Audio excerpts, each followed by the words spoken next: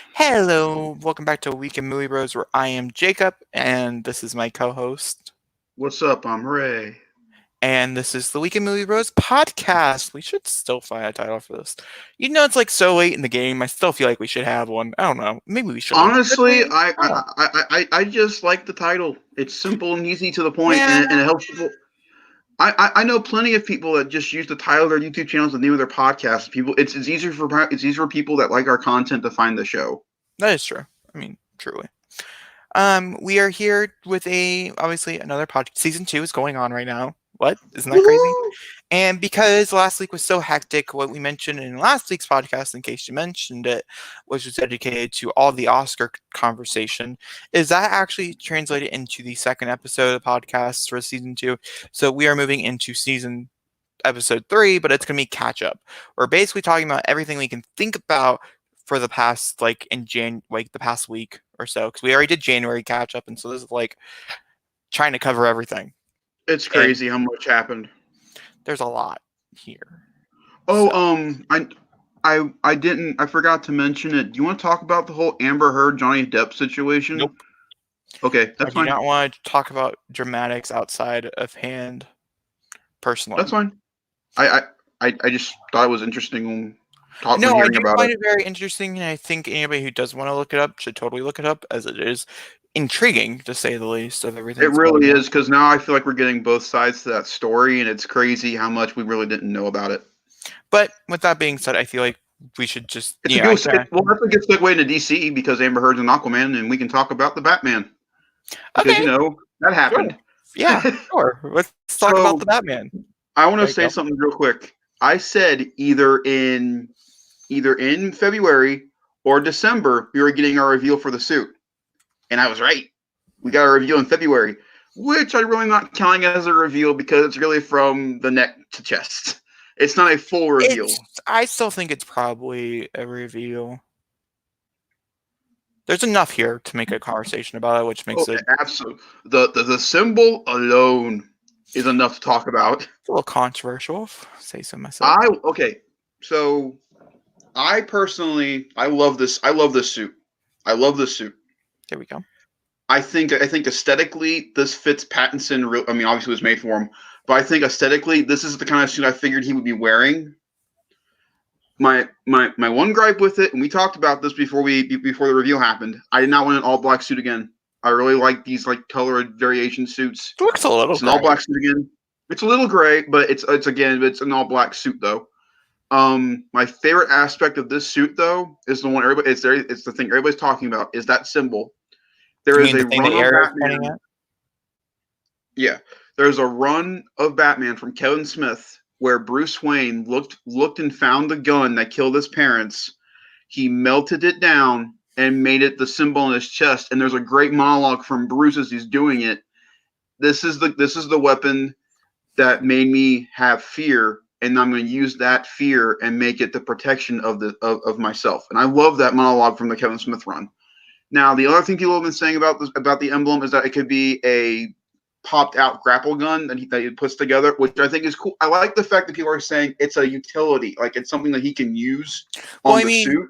just judging from this picture alone, this right here looks like it comes out. Just the way it's cut and things inside the suit, it Yeah, looks like it comes out. It looks like it moves. This is a better and shot. It's I just know people don't like the collar either. I love the collar on the back of the neck. That's very Gotham by Gaslight, and I love that. Um, but my biggest thing about the reason I love this suit so much, apparently Matt Reeves loves the Batman Arkham games. Apparently, mhm. because this suit looks so much like Arkham Knight. It looks so much like it, and I absolutely love it. Um, Now I understand the comparisons to Daredevil because of the lighting. It looks a lot like Daredevil from a far distance, but that's not a bad thing. The suit in Daredevil looked really really good too. And I guess maybe they took some influence from the suit because like, if you look at the nose, there's some stitching around the nose that looks really cool. Which should I'm hoping also that his just eyes, represent the fact that in every Batman we've seen, like brought to the screen, he's always had somebody who either made it for him. It wasn't always handmade.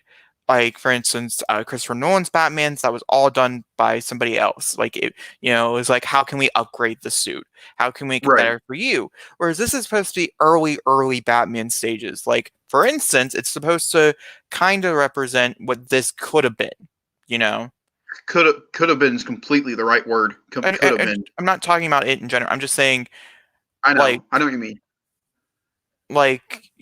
it's new, it's fresh, he's never done it before. He's making his own costume, which could be why they're stitching. It could be the reason why it doesn't look exactly well done, because it's not supposed to. It's supposed to be kind of amateur, if that makes sense. It's supposed to be like Spider-Man's first costume that he transfers Yeah. into before he becomes actual Spider-Man's costume type of thing.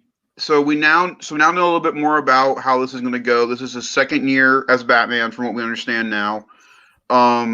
Which I like. I mean, I'm glad it's not his first year, Hmm. because I don't want to go through like his whole spiel of becoming Batman. I like the fact it's going to be a season. We're not going to see the Martha and Thomas killing thing again, which I'm really happy about. Now, the Judging from last that, time DC told us we're not going to see that, they made it very loud we and saw. clear, and they've seen it. We've seen it now twice from them. So I don't trust them saying that. Honestly, I don't. I don't think we are. Now the main reason I bring up the Arkham stuff is because it's very material, like military styled armor. Hmm. So I'm wondering, like, does Penguin have an army of some sorts, and he needs like good ballistic armor to go against Penguin, or something going on with Riddler? There's a lot of questions that I have about this. Like why does he have the suit this way? Like what's going down in Gotham? They has And to have a militaristic suit. And I wonder once again if that's because he doesn't really know what he's going, like he has an idea because it's not his first outing as Yeah. Batman, but he's still trying to customize it to work to the best of his ability. And so I do Hmm. wonder if he wants to go in much more like, okay, I'm not gonna die if I put this on. Like I'm Yeah. sure his first few costumes, it wasn't as padded. It wasn't, you know, in certain places more bulletproof than others. And I mean, honestly, he could still die because his chin is still out. I've talked about this time and time again. I understand why, but honestly, like, okay, for instance, for this Batman, that's directly Robert Pattinson. I'd never, if he saw me and he's Batman, I was like, oh, hi, Bruce Wayne. How you doing? How's that chin going? I I've know it's heard that chin. I've heard that a lot from people, and I agree. Now this is where I think they can hide it really well if they do it right. The eyes. This if they really want to, this could be the first time live action wise that we could get the white eyes in the suit, Yeah, because I of don't, how defined his chin is. It'd be really cool for Bruce to go, well, people can obviously tell by my jawline that it's me. If I white out my eyes, they wouldn't recognize it. I don't I really think know. that'd be a good way to do it. I don't think it would look cool. We disagree. I've always wanted the white eyes. The white eyes are the best part of the animated suit. They did it with the BVS armored version of Batman. He had the white eyes. I think he looks intimidating because, like, say, like, remember how in Spider Man he can move his eyes around when he like squints. I think it'd be really cool if, like when he squints, the eyes, the white squint. So Hmm. if, like, he's in the dark and you can't see him, all you see is the eyes. That's intimidating as fuck. I think that'd be really cool. Um, now we've got our first picture of Batman. When do you think we're gonna get the pictures of the rest of them? Comic Con, Comic Con 4. Comic Con now? I don't know if we'll actually get images, but I think we're gonna get suits for sure. Like with their costumes and stuff. They're gonna be on the floor for people to look at. Do you think we're gonna, so now with this happening now? Do you think in December at Brazil Comic Con we're gonna get our first trailer for it? Probably. Yeah, I even say with everything going on currently, I could see us getting a teaser before At then. Comic, do you think a teaser at Maybe, Comic Con? maybe. Yeah, I wouldn't put it against it, even though it is so far out, like from release date, from Comic Con to to Batman in general. I still feel like Yeah. there is not enough going on currently. Okay, fine. So let me give this to you. Over or under. Over or under. We get the Suicide Squad teaser, or we get the Batman teaser at Comic Con. They've Batman. been shooting more Suicide Squad. Yeah, but Batman. You think? Ooh, speaking of Suicide Squad, we'll talk about that with the other Birds of. thing. Yeah. Yeah. But yeah, because Suicide this comes out in what is it, June? June 21st. Okay, Suicide Squad doesn't come out until August or September or something like that. It comes out So much later in the year. So technically, we can get our teaser for Batman at Comic-Con in San Diego, and the teaser for Suicide Squad in Brazil. I think we're gonna get the teaser for Suicide Squad sometime in like early next year, I would say. Okay. That's my personal opinion. I think it's possible we could get a very, very quick, maybe 20-second teaser. Like, let's say they release something at Comic Con for Comic Con guests, but I say we could get like 20 seconds or something, even if it is just the logo reveal, or maybe it's actually him without the red light or whatever, fully polished, something like that, I Yeah. think could I be wanted to. possible. I wanted to Or ask you character why do you portraits or think something. they went with red? Well, I think personally, one, if you did not know, because you don't take pictures, red light actually makes things sometimes look better. That's why Daredevil Mm-hmm. always looks great. Never once does he look horrible. And it's because Nope. red light, it just glistens better. And so there could be things that they're still trying to figure out with the suit or things like that as they're still filming it and they can still make modifications from point A to point B, that this might not be the final version of the Batman suit. And so they didn't want Yeah. to give too much away, and so the red light hides enough, but also shows enough. Gotcha. I think it's probably the reason. Now, my personal opinion on this whole gun thing, I'm not a huge fan. I'm Mm-hmm. curious. I'm open to possibilities, but It's different. on initial reaction, I do not like it. I did not like it. I was very Did you like the not music behind the video? No, I didn't care for it.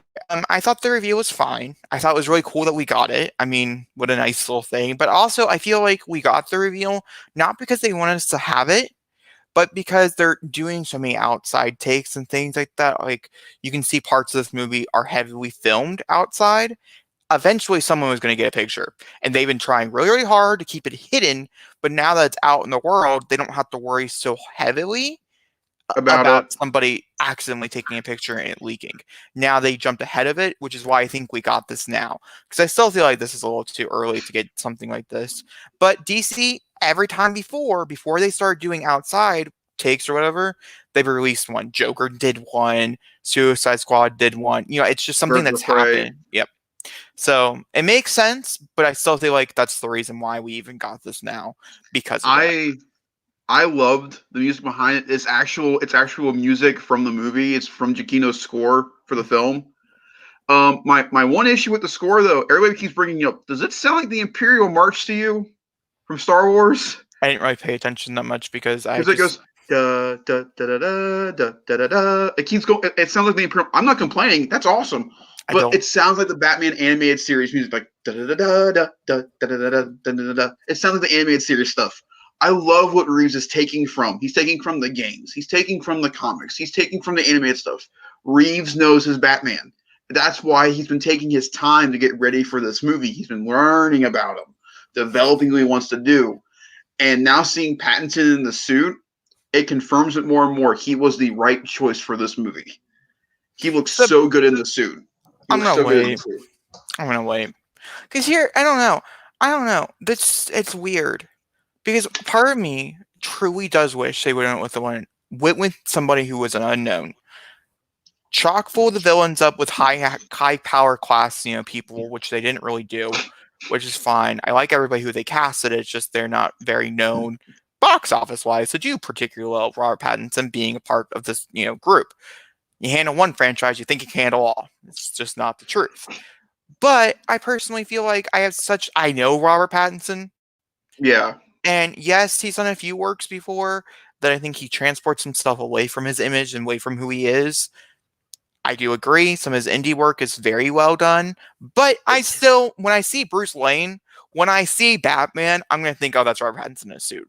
Oh, that's Robert Pattinson thinking a character. But if it was somebody new who I had no idea who this person was, getting their big break by playing Batman, it could have been so much cooler. Joaquin Phoenix, for instance, I was not a very big person who Joaquin Phoenix was. I knew he was an awkward human. That's about it.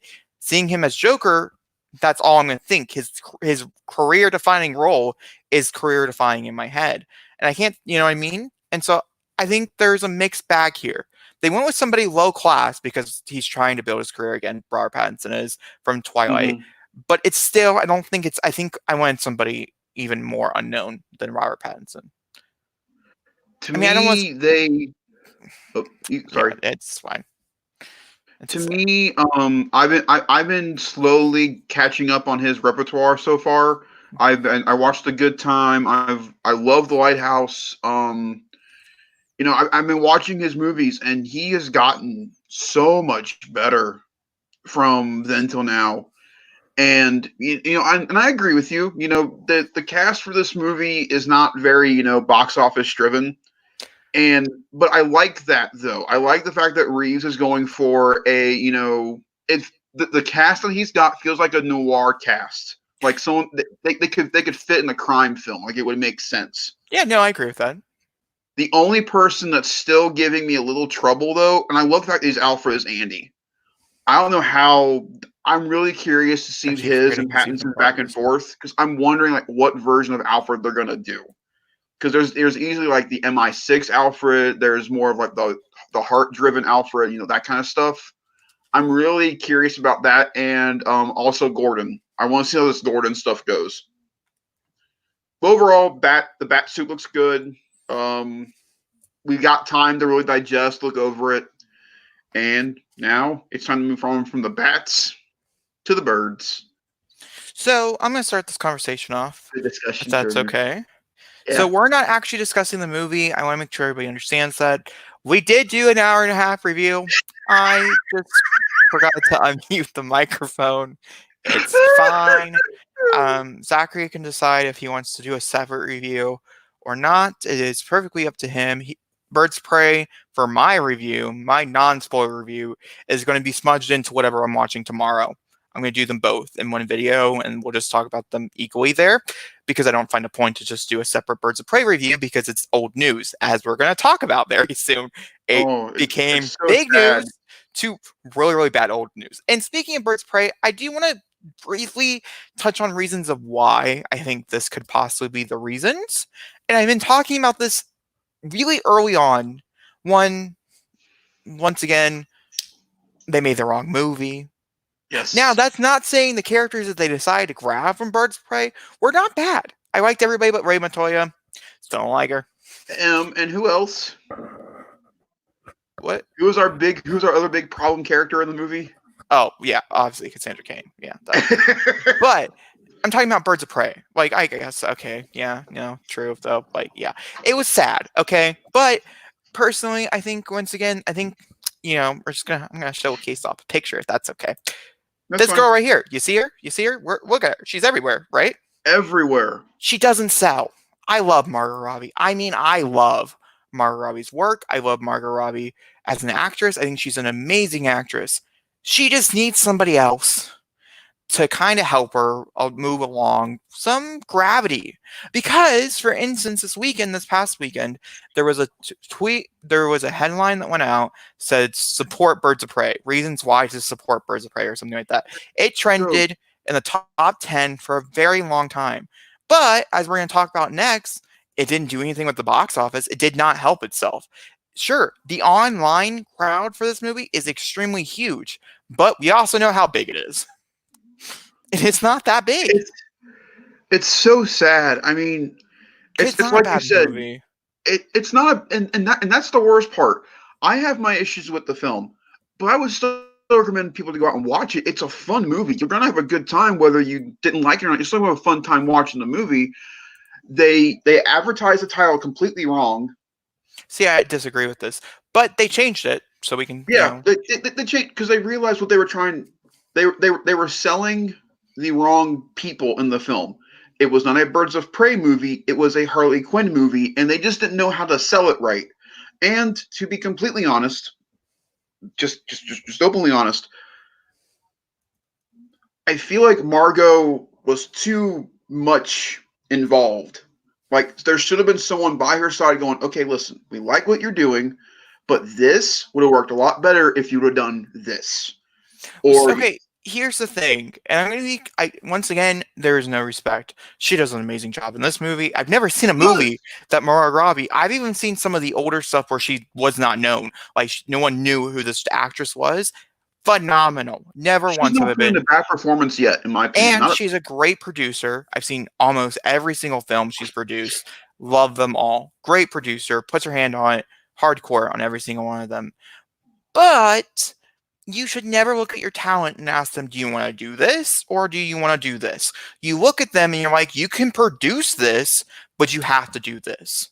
Because more than likely, the execs know exactly what's going to sell more than the actual people. Especially if you look at Margot Robbie's box office. She's had 3 films in her whole entire career that have done amazing. Everything else has been small. It's been indie. It does not do well. $30 million opening. Yeah, that makes a lot of sense. I mean, honestly, it does. her three biggest movies at this point, if I'm right, are The Wolf of Wall Hold on, Street. I can tell you. Well, let me guess. The Wolf of You can Wall guess. Street, Suicide Squad, and Once Upon a Time in Hollywood. I'm guessing those are her big 3. Which, ironically, 2 of those are with Leonardo DiCaprio. There it goes. Sorry.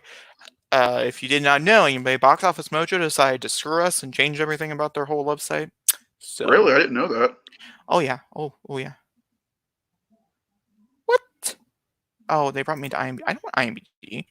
They really? Oh my! It's because they partnered. I bet you anything that's what it is. I just want Margot Robbie's lists of movies. How hard is this, humans? Apparently hard. Yeah, because I can't look because you have to join some stupid thing. Okay, fine. I won't use box office. That's fine. That's your choice. Continue talking, Zachary. But no, because Margot does such a good job when she's got someone by her side, like someone that understands what's going on. Where I think with this movie, what happened was that she felt like she read up and did everything that she knew what a Birds of Prey Harley Quinn movie would look like, and the execs at the time were like, Margot, we can either do this or we can either do that. I guarantee you, Margot's idea was the dick pics, and the execs went, no. We're gonna switch that and go for a more traditional MacGuffin because I don't think audience would appreciate a dick pic storyline. I don't think it would have went well. Okay, so her 3 big movies that she did were Suicide Squad being the biggest. I figured. I can pull it up. Wrong. Oh, I can't pull it up. It takes too long to switch over. Well, no, you spelled Robbie wrong. No, it's on IMDb Pro. You have to pay for it monthly. Oh, It's stupid. Don't worry about it. Wolf of Wall Street, and then Legends of Tarzan. None of these roles. Legends of Tarzan? Yeah, it made $400 million worldwide. I really thought it'd be Once Upon a Time in Hollywood. Once Upon a Time in Hollywood is not on this list. I don't know when this list was updated. Let me very quickly double check Once Upon a Time in Hollywood just to see So what that it's final. got to have beaten Tarzan. Well, not entirely. Tarzan's an okay movie. That doesn't matter, Zachary. She's good in it, but that's an okay movie. That doesn't matter, Zachary. I understand this. Okay, so. But what? That's hilarious. That doesn't tell you how much money Margot Robbie's worth. I don't know what it is. It's $374. It beat it by $20 million. Wow. Damn. That's funny. But most of her movies open with between $15 and $30 million outside of big cast, Leonardo DiCaprio, people having her back. But that's what I mean. If she performs well with other people, she does just fine. She needed Poison Ivy. She needed a bigger name with her. Who could have shared the spotlight with her? It could have been This should have been Gotham City Sirens. It shouldn't have been this movie. It should have been City Sirens. It's like we discussed in our muted version of the Birds of Prey review. This is the trilogy that should have gone. There should have been that Joker Harley movie they talked about, Gotham City Sirens, and then this movie. That's how this should have gone. This feels so out of place because we went from her and Joker being together to this. I would have loved to have seen what happened when they got together, I when she know. would have met Poison, and then to this point, like what happened between her and Poison to let her to go to that. There's so much they could have done. Gotham City Sirens now makes so much more sense than this movie. And a lot of people are saying it's canceled. A lot of people say they're not going to move forward. I don't think that's true, because we have to remember, one, the running numbers did come out. It has to make $300 million or more to break even. To break even. And that's not including the silvery market. Like, we don't know how much money it never gets released, of how much money a movie does well on like streaming platforms. It's just too many different places that money comes in from, and so it could do so much better than that. And so once again, Gotham City Sirens, I think the biggest thing, and I truly do, this had Ewan McGregor, and it was a big role, but it was a very mocking role. There's a lot of things. The ending of the movie kind of does meanly, I should say. And also that scene that we were not going to talk about here that should have been cut. All these different things are bad for male characters.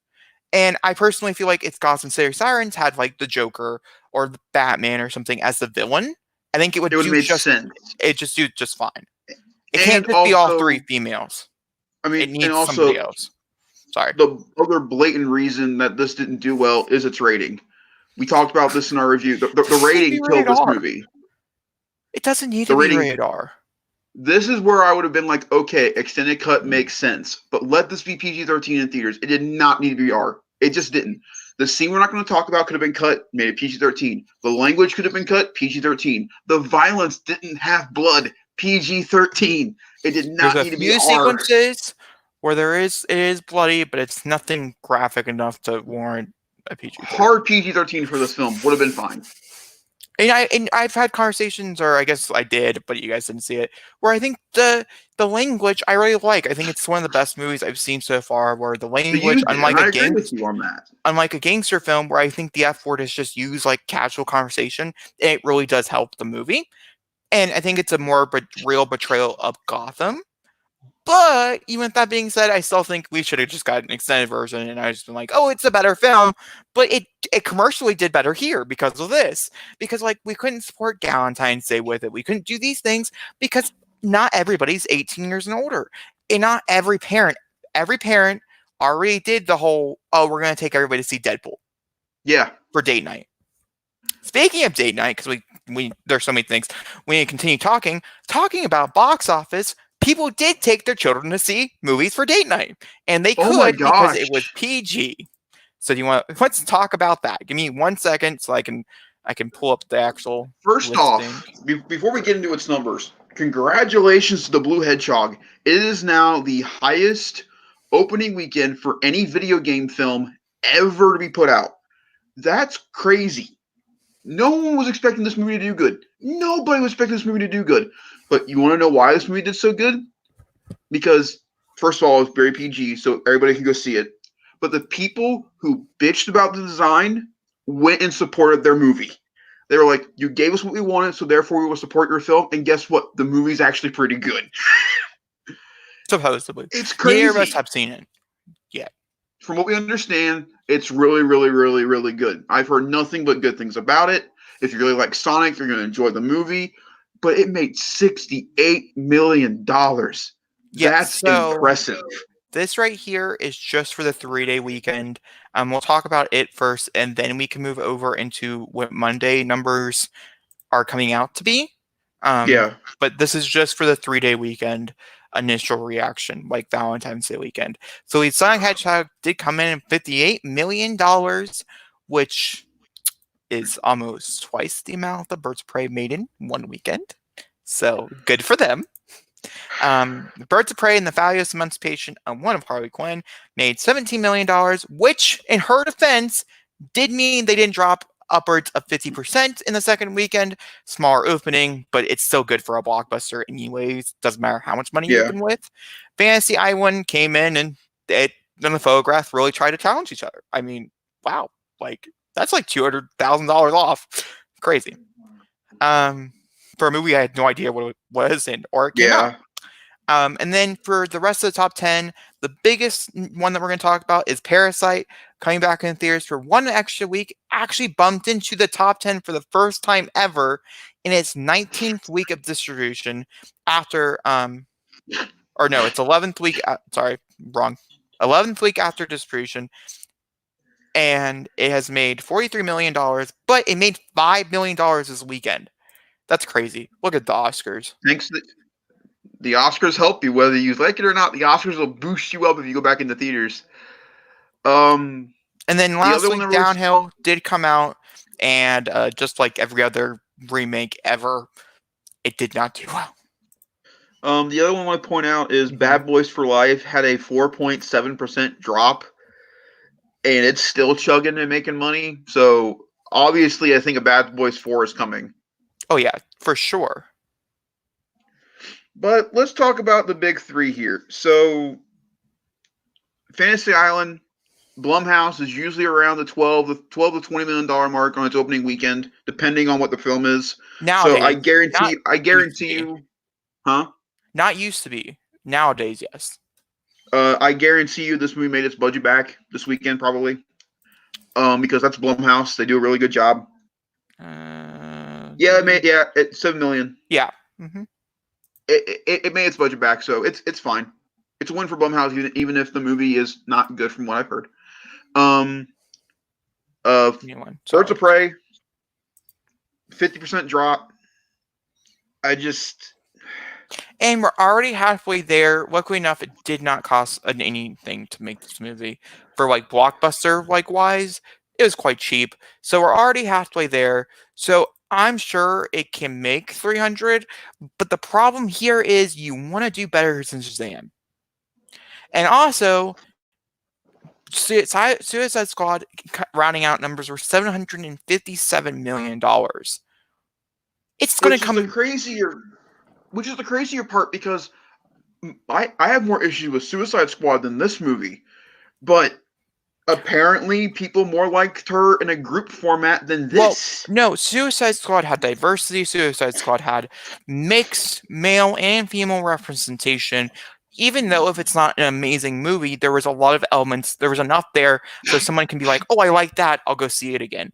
Birds of Prey, sadly, it's too niche. It's too small. It just doesn't hit all the boxes. And I think somebody should have told her, "Hey, great movie you're making. I think people are going to like it who like it, but it's definitely for a smaller audience, and we need to make it. This needs to be a 4-quadrant film, not the 1 quadrant that you're really trying to apply to." I think it's the biggest thing here. And of course, the was that me? Was me. Okay. My phone is on silent. My bad. But I think obviously the biggest thing out of the top 3 is Sonic. That's to go from when you and I talked about this movie before it came out, to go from that design, the original design, to go, this movie's going to do terrible, the trailer wasn't that good, to that, bravo to Paramount. They looked at what they had and they fixed it. And it showed. Now, Sonic's final numbers are the exact same as Birds of Prey. And you know what the worst part about that is? Sonic the Hedgehog is going to make more money than Birds of Prey. Now, not necessarily, which once again, it matters which one has legs. Birds of Prey could be playing, depending on how much money, as long as you make between $5 and $10 million at the box office every week, you can play 3 or 4 months, and they won't get rid of you because you're still bringing money to all the theaters that are playing you. The number is going to obviously go down, theater percentage and things like that as we get closer, further and further out. But as long as you make enough money to have your name be there, they're still going to play you. Sonic could be one of those movies that does amazingly open weekend. I think Birds of Prey is going to make anywhere between 90 million and 150 million box office wise, but it has an upper hand because worldwide in the places that it is playing and that people are going to go see the movie really like it, and they continue to go back and they continue to go see it. And so it could have a huge worldwide boost to where it could make more money depending on if Sonic is going to fall off the face of the earth. Now, luckily enough, which Sonic does from have a few more weeks to run before it right, runs and, into and Gen. apparently from yesterday, it only went down 27%. Yep. Birds of Prey went up 19.2, Yep. which is a good thing. So Yep. I mean, it right now, the race is literally between, no pun intended. The race is between Sonic and Birds because Sonic's at 70 and Birds is at 62 so far. So I guarantee you they're going to be going back and forth between against each other probably for the next couple of weeks or so until the next big movie Next, comes out, yeah, next weekend's which is Invisible Onward, I Man. think. Yeah, Onward. I want to say it. Yeah, Onward. Which the more I see from Onward, the more I'm getting excited about it. Yeah, I'm still extremely nervous, So am I, but the but more I it's see from it, fine. the more I'm really looking forward to going to watch it. It looks like a fun movie. That's why I'm looking forward to going and watching it.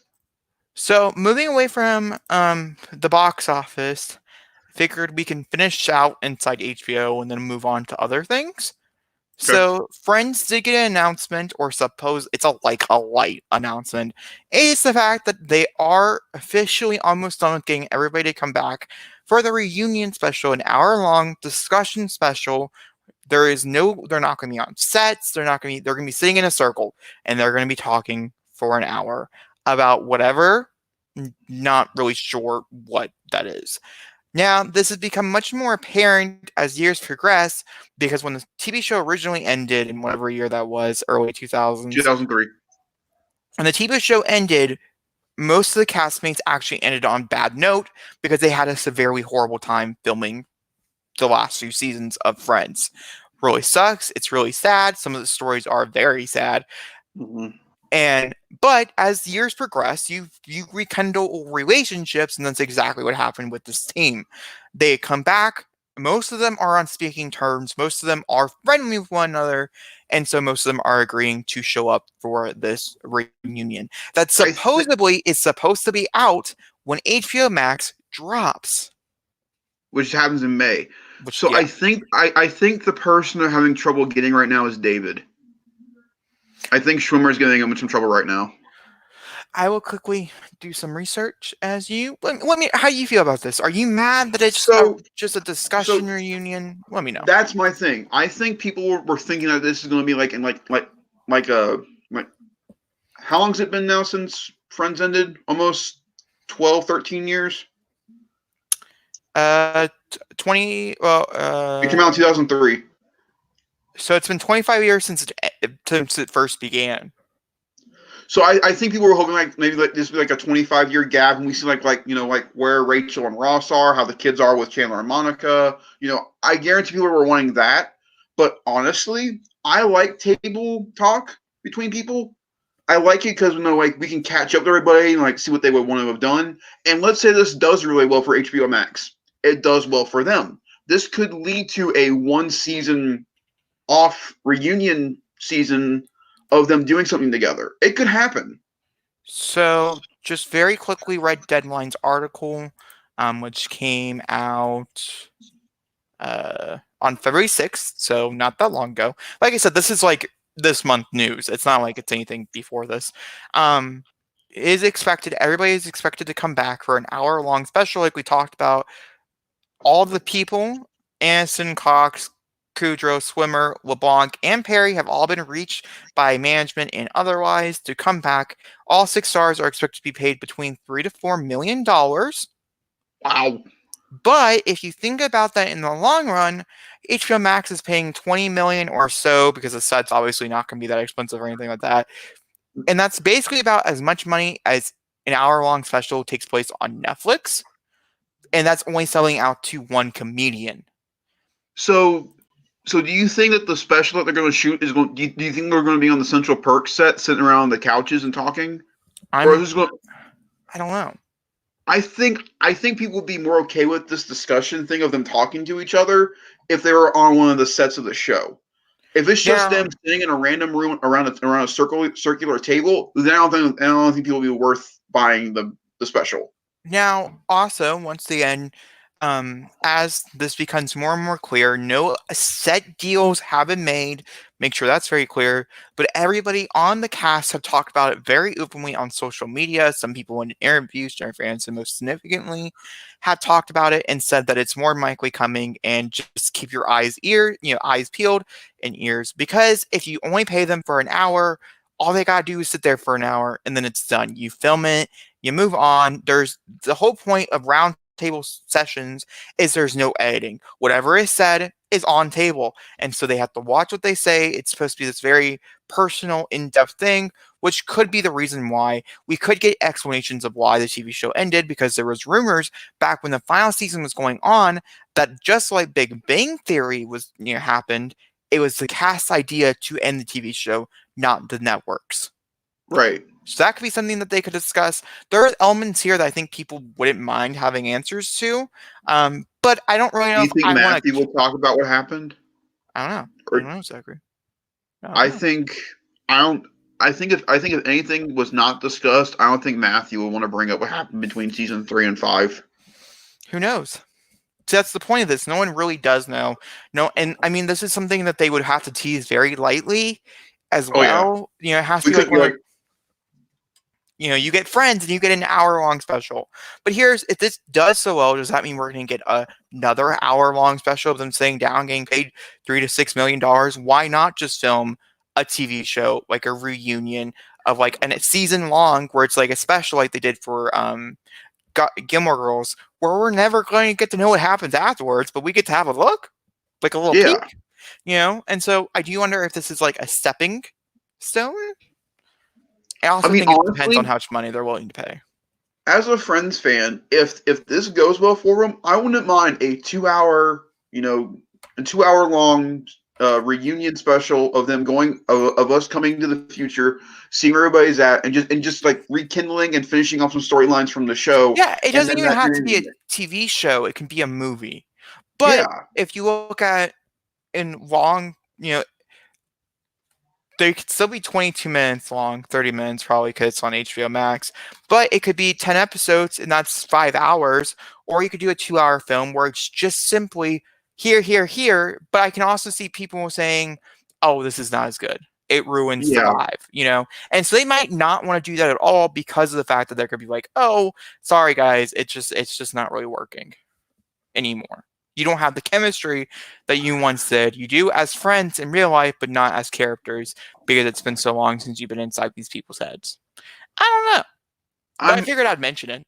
I'm all over the place with this. I want it to happen because I love this show so much. It's been part of our family's culture since we were kids. But I don't want them to ruin what we love. If the reunion goes well and they're just done with it, then let it be done. Everybody can stop talking about it. They did the reunion and it's done. Also, because of cancel culture and things, there's been a few times here as of recent that Friends has almost been canceled entirely because of past episodes. And my opinion on that, because I can't watch certain episodes because it's so offensive, but it's the fact it was made in the the late 90s, early 2000s. It's a different world. I mean, I don't think we can cancel things that are already off air, but they're trying. The world is trying. And so I could see them maybe wanting to do a reunion to try to fix the wrongs that were made before they knew they were making wrongs. But that could also be, I don't know. Sorry.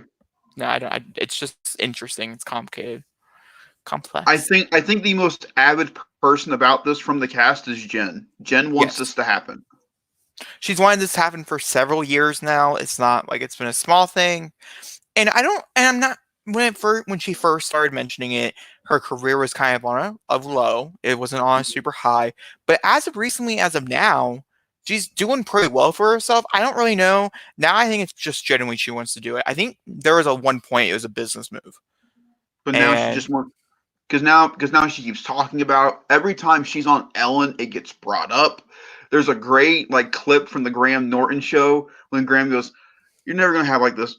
It's one of the lyrics from the song, and the entire audience goes, Jen's face is priceless. She wants this to happen. Obviously, of everybody of the cast, she wants this to happen. I think Courtney is slowly getting more into it. I think Jen and Matt I think, are the two that really want this the most. I want to be. Perry's the one that shocks me. I But it's don't know also been why. so many long. It's also been Yeah, so long.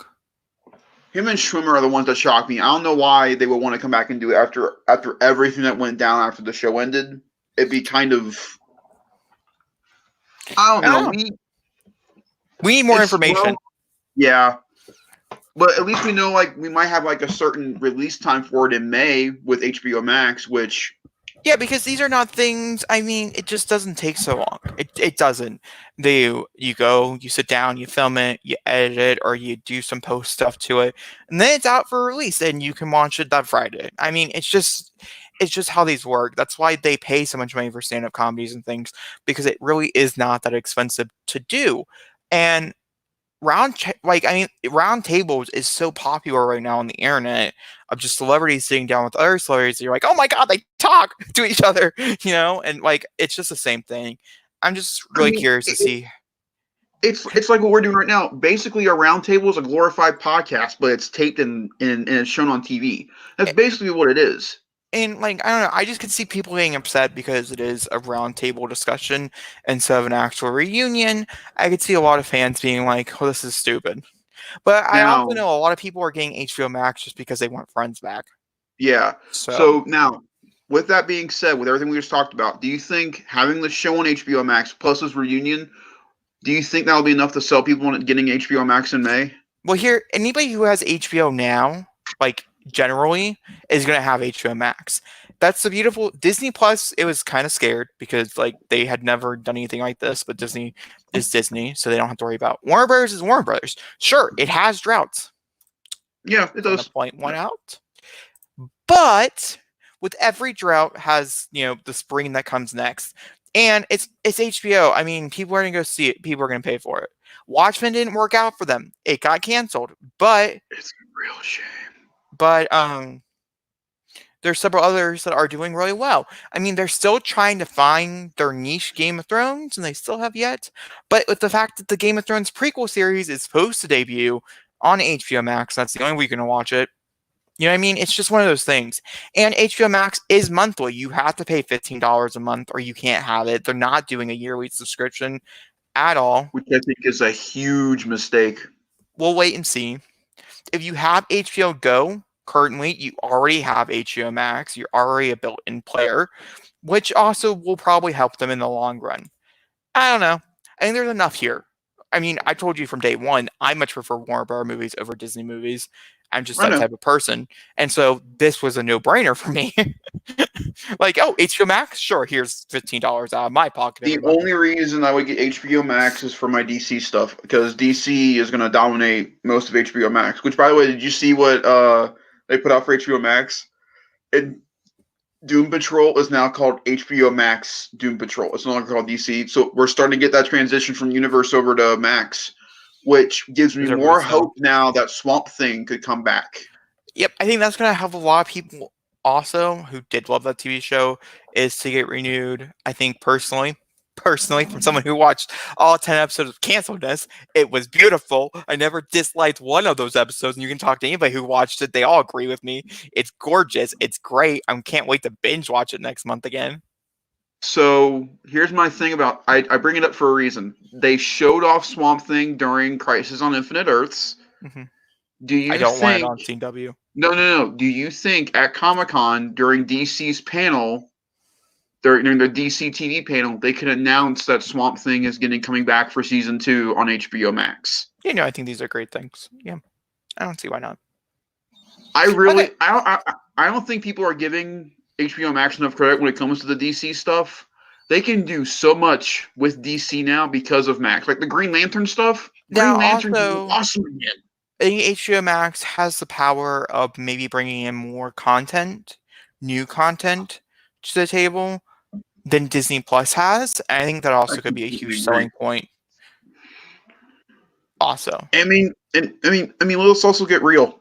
DC's animated library, I love Marvel to death. DC's animated stuff is a lot better than Marvel's. And so you're getting Batman the Animated Series, Superman the Animated Series, Justice League, all this stuff for free while having Max. Mhm. Disney Plus, you've got your occasional Spider-Man 90s and X-Men 90s, but that's it. Yeah. I mean, it's not. Speaking of Disney Plus, let's get to the stuff of Disney Plus that actually matters. We have our reveal dates for the MCU shows, and wow, they're coming quick. I was not expecting. By the way, I called WandaVision. I called it. Okay. Hey, Zachary, I'm going to Collider. Hey, I don't watch them anymore, so it's okay. Okay, so because I have the information and stuff, I'm just gonna read through some things, and then That's we'll fine. talk about. We'll have a whole discussion about it. That's fine. Okay, so starting off with Falcon and Winter Soldier, it's gonna premiere late 2020. The rumor is it's probably August. I mean, No, not it is confirmed. August. It is August. Okay, Yeah, it's so August. it's six All the dates are episodes. confirmed. So it's gonna be 6 episodes long. I think all these are 6 episodes. I could be wrong though. And then the Handmaid's Tale showrunner is also going to be there's a whole bunch of other. If you want to know more information and stuff, there's a whole bunch of different things. Also in fall, which now I think has been moved to December, WandaVision is going to be coming next, and this is also going to be 6 episodes long. But just remember, it's going to be a direct lead into Doctor Strange, which I don't understand why it's placed there. Just being honest, Loki people hyped is for Doctor Strange. I guess, but it's just too early. It's like releasing a trailer 17 months before the movie comes out. Like, why? Why do that? But it's a nice 6-hour long trailer, Jacob, that we can enjoy over and over again. Oh, I know. Doctor I'm Strange probably comes going to out. watch it like 12 times. I'm not saying So I'm not what are you going. complaining about? Also, we'll talk about it, but the rumor is these are going to be 30-minute long episodes. Nothing longer, nothing shorter. Yep. They need to learn from the Mandalorian problem. Make them an hour. Well, Mandalorian was only 30 minutes long. There's only one episode of that whole series that was anywhere near an hour. That was the finale. No, the finale is 33 minutes. It was like episode 5. It was a random episode in the middle of nothing. Oh, I'm pretty sure I didn't like it. It was the one where Mandalorian was training that bounty hunter. It's the one with Ming Zhang. Yeah, I think so. Where they completely butchered the end credits to Mandalorian because she never showed up again, and they teased it, but nothing happened with it. You know, that stuff? Yeah. Yeah. So also, we have Loki, which is supposed to be coming out in probably like March-ish. Seems like a March TV show, to be honest with you. And then we also have What If, which comes out like 2 months later, which is the longest one. It's going to be 23 episodes so far. I don't think people are talking about What If enough. What If is going to be awesome. Then a few other ones that have been slightly dated.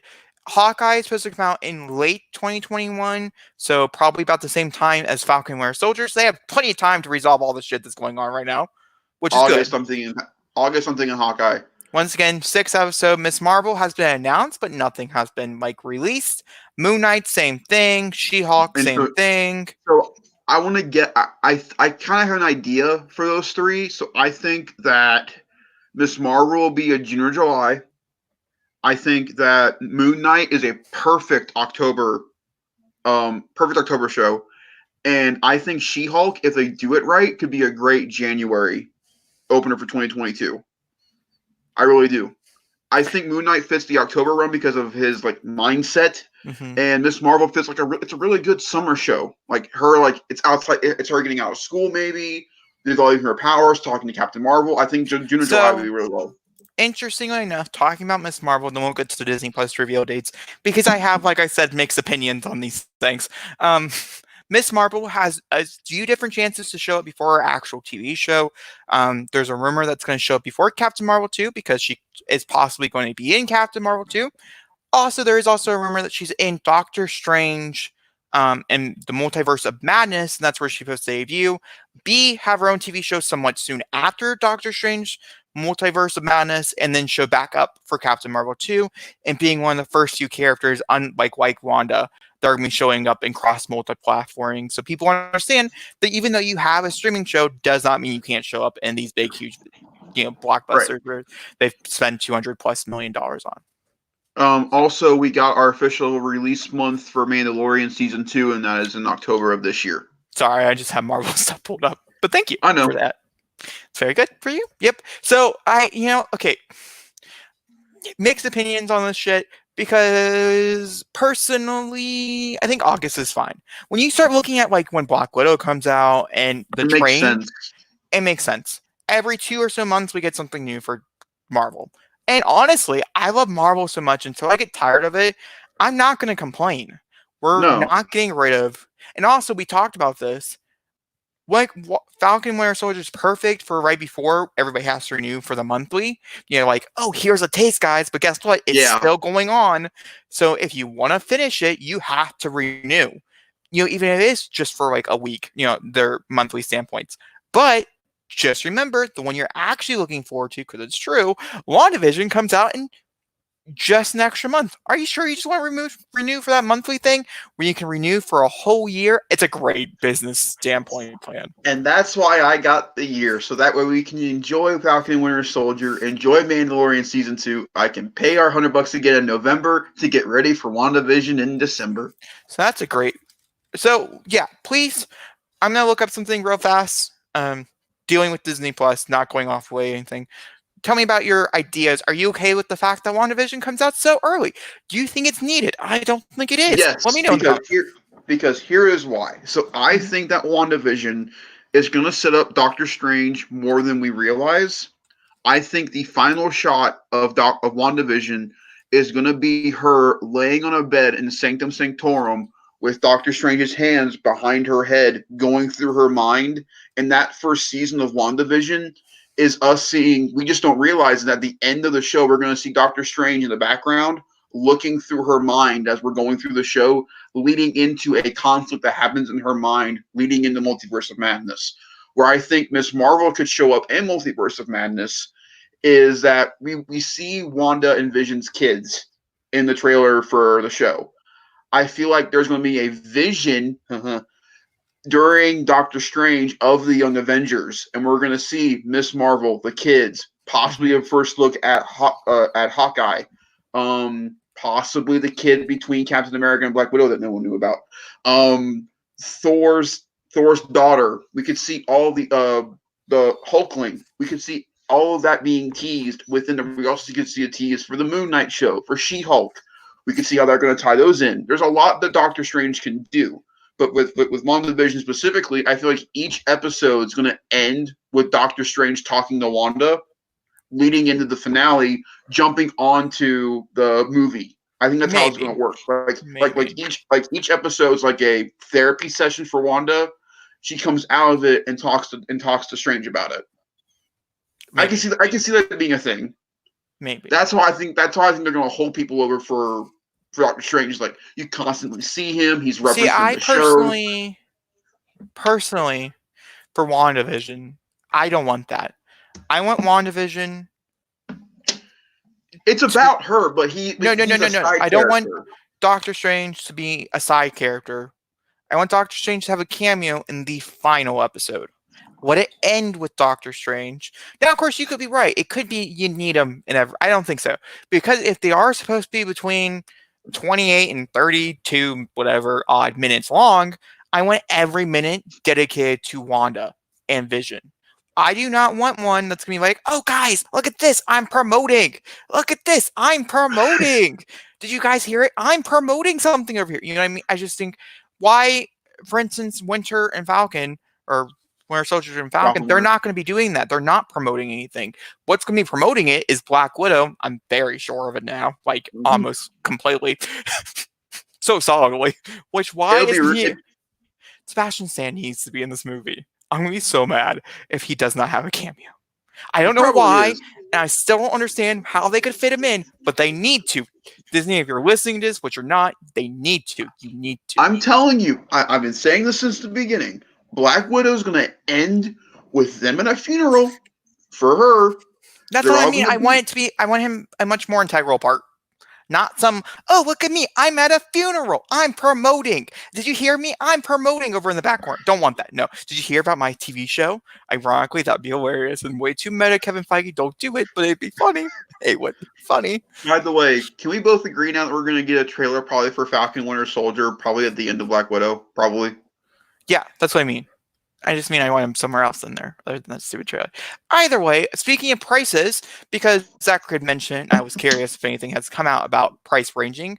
They have only talked about doing $1 higher for everything. So $7 monthly, which is like $6 now. $60 what it is now, in case you want to renew. You can't renew early, but you know what I mean. It's going to be $70 possibly when we come back around for November. Now, that's not saying they're going to bump prices up as longer and Time longer we goes get out, on. because the more and more time goes on, the more and more stuff they have to make, Yeah. and so it gets more and more expensive. It's part of the reason why Netflix is so expensive, because if we want all this new content, we have to pay for it somehow. Yeah. You know what I mean? It sucks. Trust me. Ooh. Staying on the streaming line, do you want to talk about Netflix real quick and that really, really, really, really, really, really, really short teaser for Stranger Things 4 with the surprise cameo that you and I both freaking Nope. nailed? Like everybody nailed. I mean, it wasn't even a cameo. It was like, but we oh, nailed how it was going to happen. yeah, we can talk about Stranger Things just for a brief moment. We're at an hour, so keep that in mind. We nailed how they're going to use Hopper. We nailed it. So I'm going to be honest with you. This teaser, much like with you with the Batsuit reveal, wasn't needed. They completely spoiled a spoiler we already knew about. But I understand why they did, because much like Tom Holland, he cannot keep his mouth shut. He would have revealed it some way or another during the press tour for Black Widow. It would have been asked about it, and he was like, "Oh yeah, I'm in it." Oh. Also, everybody knew. I mean, no one doubted it. People were predicting that was going to be Eleven's father from season 1, the old guy. People were going to say he was the one that Rush got captured. Yeah, no. To work on like people having the mind power. Yeah, okay. Slight spoilers for Stranger Things in case no one's seen it. Are you okay with them? It's possible. I know people.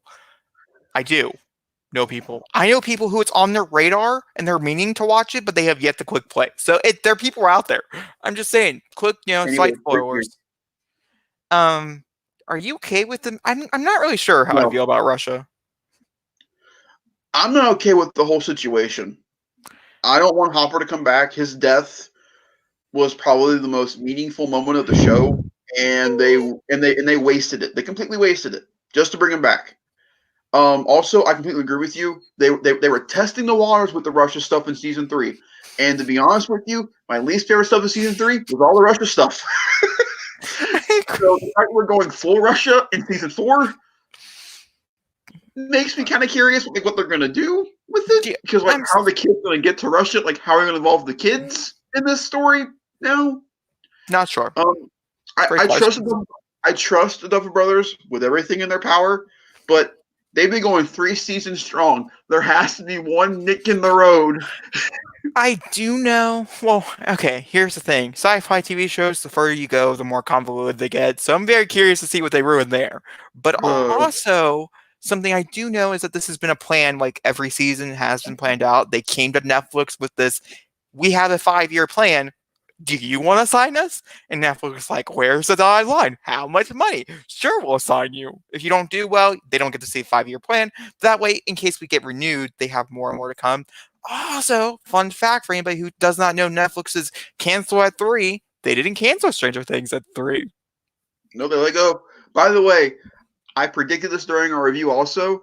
Russia's got snow around it. I guarantee you Stranger Things 4 comes out during the winter time now. I could see it. Like, ironically, that was actually one of the first things I thought when I watched the trailer, because I already knew Hopper was in it because the thumbnail I clicked on spoiled it. I know. They ruined their trailer by shouting him as the clickbait part. So now I think so. This is how it's going to be for November, December. November is Stranger Things 4, and then December is WandaVision. That's how Netflix and Disney Plus are going to compete. Like, do you want to watch Stranger Things 4, or do you want to watch the new Marvel show? Do you want to hear it? Do you want to know what it is going to be? Same way Warner Brothers went up against Marvel. Netflix? Oh. I have a feeling that Netflix is going to release it the same weekend. Which one do you want to watch more? WandaVision, which you get 30 minutes of, or an hour, full 7 hours or 8, however long it is, of Stranger Things. Because by the time WandaVision comes out, people are only paying it monthly. They didn't renew for a full year.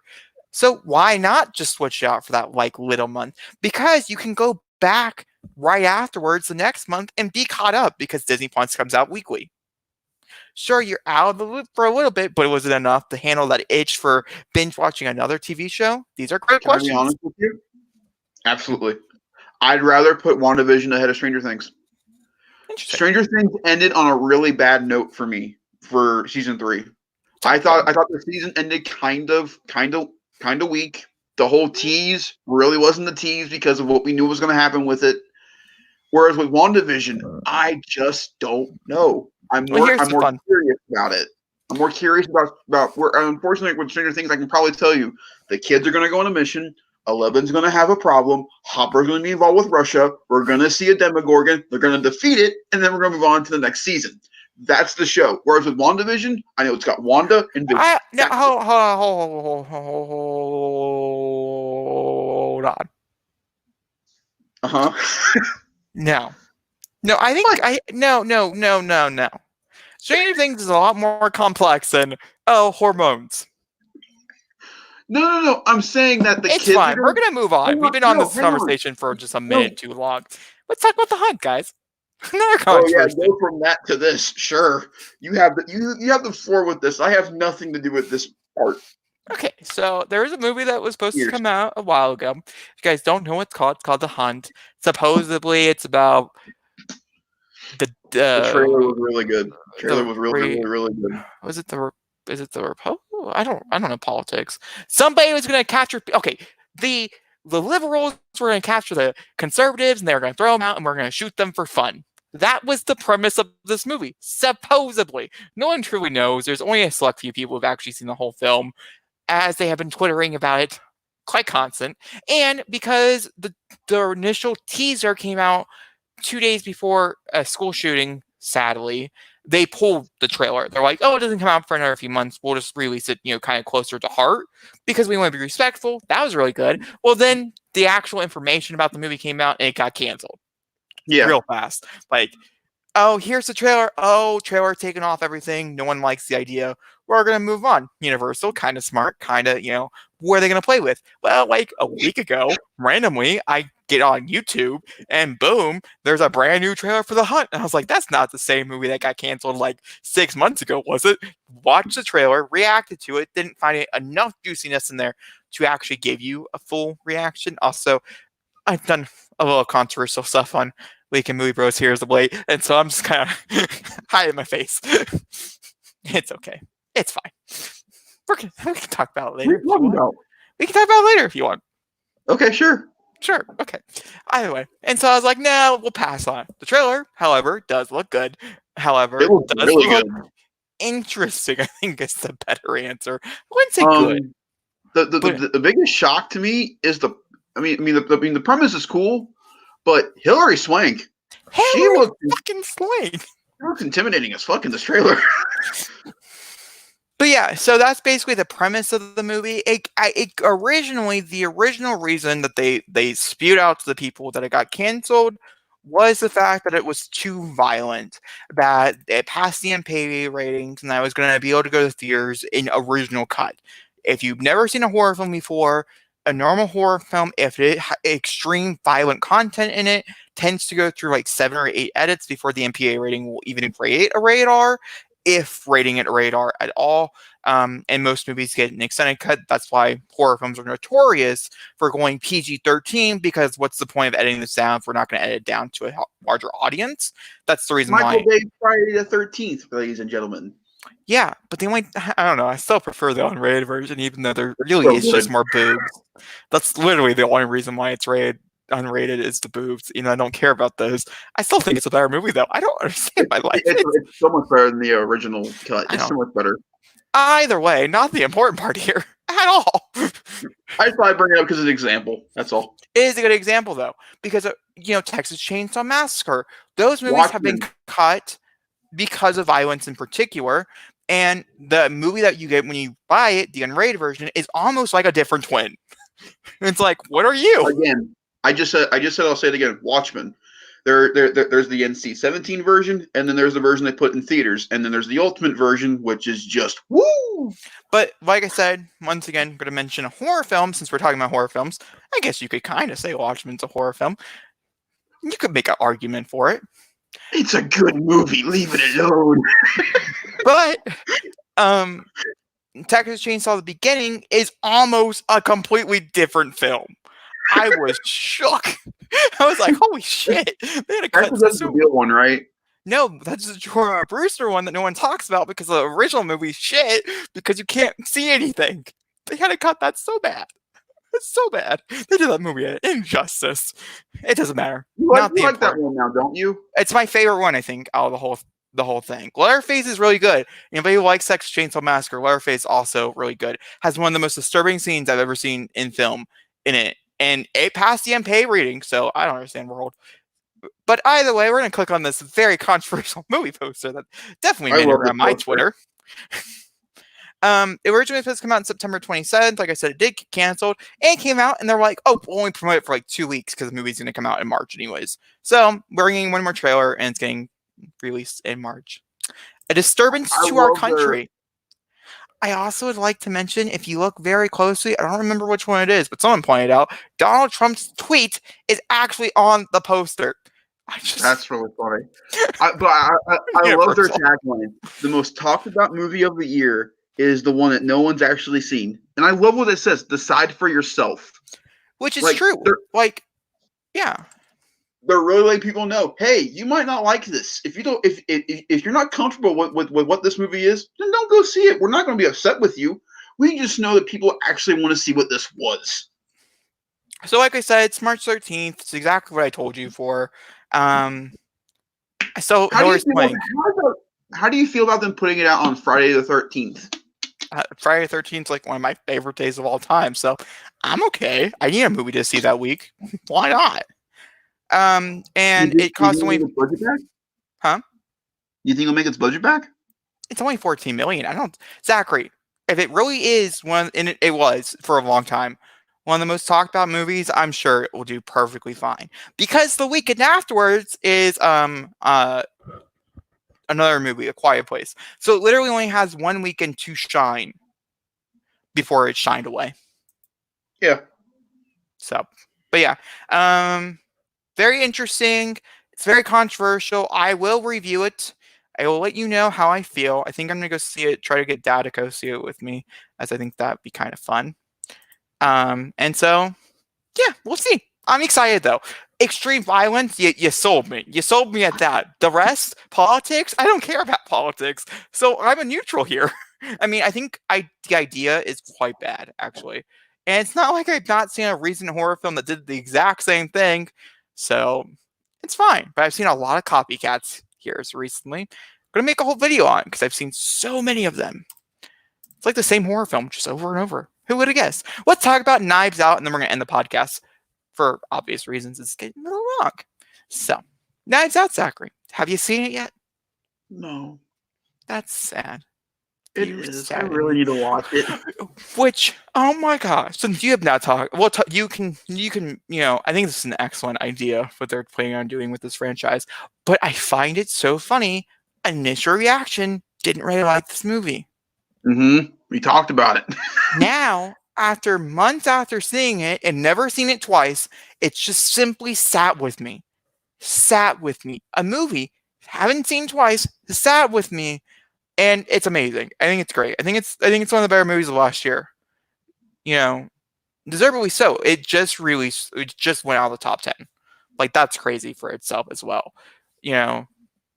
Very good. The splatter alone, everybody wants it. That swear should have won an Oscar. Still snubbed. It's ridiculous. So, Jacob, since you've seen the film, explain to our viewers what their plan is with doing this whole Knives Out thing. Because Knives Out was a bona fide hit, I can kind of understatement. Tell you real. I'll go. Give me. Either way, since it was a hit, as I looked this up for you guys, it is planning on making a whole franchise out of it. Okay, so what Knives Out about? It's a full-star cast, but it really does follow Daniel Craig while he solves mysteries. Daniel Craig plays this really British guy that has a really funny accent that's really fun to say, and honestly, it's just a charming thing. And supposedly, it's supposed to be a mystery after a mystery, following a whole new group of like all-star cast members in this whodunit kind of thing, or something like that, like an old Would comfy Daniel mystery. Craig be the glue? I guess Yes, then, like he'll be Daniel like the. Craig will be the character that follows in every. No character will make a second appearance.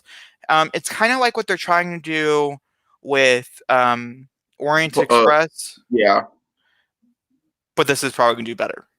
yeah. Yeah. I mean, we'll find out this year if that Orient Express stuff can work with it, because the next installment of that comes out this year. So it made 40 million, not including advertising. The budget was, and it came out to be 302, which is so much over. But I think the biggest thing here is how much many people really loved it and went to support it weekend after weekend, because that's a really high number, especially for a smaller film. It's just, yeah, if we go to domestic and we do weekend wise 41, it just slowly dwindled. And like I said, last week it was in the top 10, or 2 weeks ago it just dropped out the top 10 this past weekend. That's crazy. Was in there That's the really whole time. it's crazy. Mm-hmm. And only got a slight boost with the Golden Globes. That's what this is. If anybody was curious, that's that this week was when Golden Globes and stuff was announced, because they got nominated for 2 Golden Globes. Only being nominated again for one of those Golden Globes at the Oscars, and didn't win, no boost. Yeah. But I think this is a great play. If anybody has seen it, they definitely know it's a perfect Thanksgiving movie. Even though it has nothing to do with the holiday, oh my gosh, does it make you feel like you're in fall in a warm, cozy blanket. Like, a warm, cozy blanket, some hot chocolate, Knives Out, you got a good night. I mean, honestly, that's like how I would want to spend, and a fireplace going. Oh my gosh, perfect. So do you think, as long as this series keeps doing well, do you think this will become like a Thanksgiving tradition for them? Like, Yeah, that's what I every mean. I think that's what they're trying to do. Just like Star Wars was trying to become your Christmas tradition, I think Knives Out is trying to become your Thanksgiving, which is really interesting. There's only one weekend, one year that it didn't grab, or Universal grabbed like secretly or whatever, and that's next year. I want to say it is. I think it's next year, and that's because The Internals comes out on this particular weekend next year, if I'm not mistaken. And then every weekend after that is supposed to be a Knives Out. And it is definitely a very spoke holiday. A lot of people do go to the movies for Thanksgiving. It's a great play. Thanksgiving. I mean, the summer season for film is really, really good. No one talks about November. November is a strong month for theaters, because Also, you get like only PG-13. which is another. Hey, look, guys, your film had some language in it and some violence, but you let the family decide whether or not they should go see it, and look what it did. Never once did I feel like this movie was PG-13, even though it was PG-13. I do believe some of the conversations could have added a few extra F words if I was writing the script, but they weren't needed. I just feel like they would be funner to say. But that's just me. One of my favorite lines from the trailers is Chris Evans going, "Eat shit, you eat shit, you all eat shit." It's one of the best lines. Which is really, really exciting, because the trailer itself made it feel like it's a much more adult movie. And the movie itself, I will not lie to you, it is kind of adult. Like, it's not like not adult, but a 13-year-old could definitely go see this and be fine. I don't think they would enjoy it as much. I really do think the audience here is like older, but it's Thanksgiving. Everybody's going to go see it. When I saw it, it was completely full. And you know what the best part is? And I saw it before the opening weekend. Every year, Disney puts a movie out for the holiday for Thanksgiving. The adults can go see Knives Out, and the kids can go see the Disney movie, and everybody's having a good time. Like, there's no one's having a bad time at the theater now because of this. Like, everybody has this thing they can go see. Unlike with December is usually like, okay, we're all going to go see Star Wars again. I mean, that's just how it is. Whereas November, you have your options. And because our initial reaction to the original Knives Out, I was like, oh, this is a very shitty whodunit. But it was because it wasn't a formulaic whodunit. It had a lot of different twists. And I think if they continue on with this option style and the production, like they keep up what they have already, I think it could be really interesting coming back to it again. Now, let me ask you a question. Since you've seen the film, do you want them to change directors with each movie, or do you want Ryan to stay on and keep working on them? Or do you feel like it will lose its touch if Ryan stayed? I don't know. That's a good. I think I would want somebody else because I would want I want to be different. I think if I see the same movie 6 times in a row and there is no purpose to them, then I'm gonna get bored and I'm gonna stop going to go Yeah, see them. So I think changing it up, making it a little different, bringing it because I don't really want too much character development. I don't really want certain things to happen. Like I want a lot of vagueness, as that's what I think really had the charm of the first one. As Daniel Craig's character is almost like a cameo. He's yeah, there. There's elements to him, but he's not really there. Whereas right. everybody else had a very big playground. De Armas has a bigger playground, but still everybody was used, and that's kind of what I want. Bring in these huge actors that can come in and film for like a week and be happy and get a good paycheck. I mean, I think it'd be a great, great time for sure. All right, yeah, hour and 20 minutes, Zach. I see that's about normal, about average for Yeah, us. we did pretty good. We hit We did. everything we wanted to hit. One small little thing. Tom Hardy released a Twitter picture of Cletus Cassidy from Venom 2. With Woody Harrelson running a new hairdo. They got rid of the wig, thank God. It's but nothing Carnage wise. It's just Cletus. Apparently we're supposed to get our first teaser sometime next month, from what I've heard. So I'm excited about that. I love Venom to death.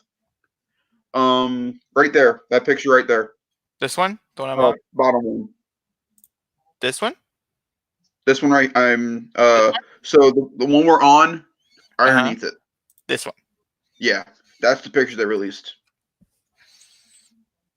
Interesting. Not I'm much. very curious. I'm so excited to see a trailer for this movie because so this is where I stand with this real quick. Venom could have been rated R. I think it would have done. I think it would have done us fine. Venom 2. I hope they announce it's rated R. I really do because this character right here, the red guy, cannot be PG-13. He just can't. The story of Cletus Cassidy cannot be PG-13. He's a homicidal, throat-killing, throat-slitting, blood-infused maniac. But we also have to remember that that's exactly what we thought about Venom 1. Is that we're like, oh, this can definitely not be PG-13. Then we went and saw it. And honestly, personally, if with personal taste and stuff, I wish it would have took the extra mile. I think it would have been so much better if we got to see something a little more. That's one of those movies that I personally think would have been amazing as an extended cut. Oh, Like to watching him go. eat the guy in the grocery store before the end of the movie, like going. Also, because they had to make it PG-13, I think the final action sequence is a little disjointed, a little hard to follow, because they couldn't really do much more than what they were doing. And that's nothing wrong with the movie, but No. I think it looks good. I'm very curious to see who's all coming back. If From what I see. know, Hardy obviously is coming back. We got him. I think Michelle Williams might be coming back. I'm not sure though. So at this very moment, this is everybody who is kind of like on the list. So we have Tom Hardy, Michelle Williams, Woody Harrelson, Naomi Harris playing a role that no one does know yet. Reed Scott. That seems like an interesting name that we would know. Those are the only names that I think we would care about. Everybody's predicting that Naomi Harris is playing the other symbiote in the film, and she'll be Scream. That's what Yeah, everybody's. that's what it has on it. It was like a rumor thing on it. Yeah. Well, I think that's pretty much it. We'll keep up with everything going on. I just thought I'd bring it up because I thought it was interesting because Venom 2. I'm excited. Yeah, no, I agree. It's exciting. It's interesting, but it's exciting all at the same time. What was your favorite story from the stories we talked about? Like what's got you most excited? Um, I'll rank them for you. If that makes you any better. If that makes it. So excluding box office because I don't, I think it's exciting, but it changes every week. You can't really get excited out it Yeah. too much. I would say Batman, Mm-hmm. then Disney Plus reveal Mm-hmm. dates, The Hunt because I'm curious. Yeah. You provoked me. I'll pay you money. Sure. You had my attention, but now you have my curiosity. One of the best lines in cinema. The Friends reunion, and then Knives Out 2.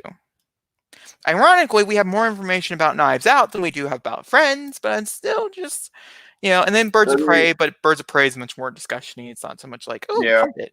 Batman, We're the exact same.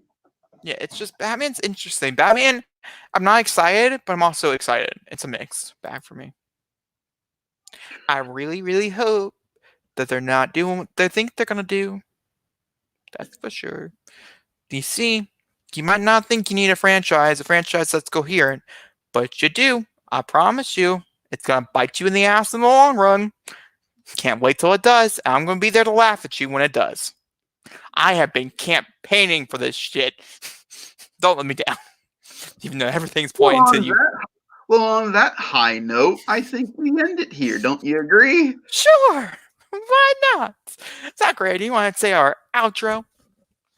As always, guys, make sure to like, subscribe, hit that notification bell, hit the subscribe button, like I said twice now. Leave a comment down below. Tell us your favorite story of the day. Make sure to like, rate, and subscribe us on all of our podcasts and everything.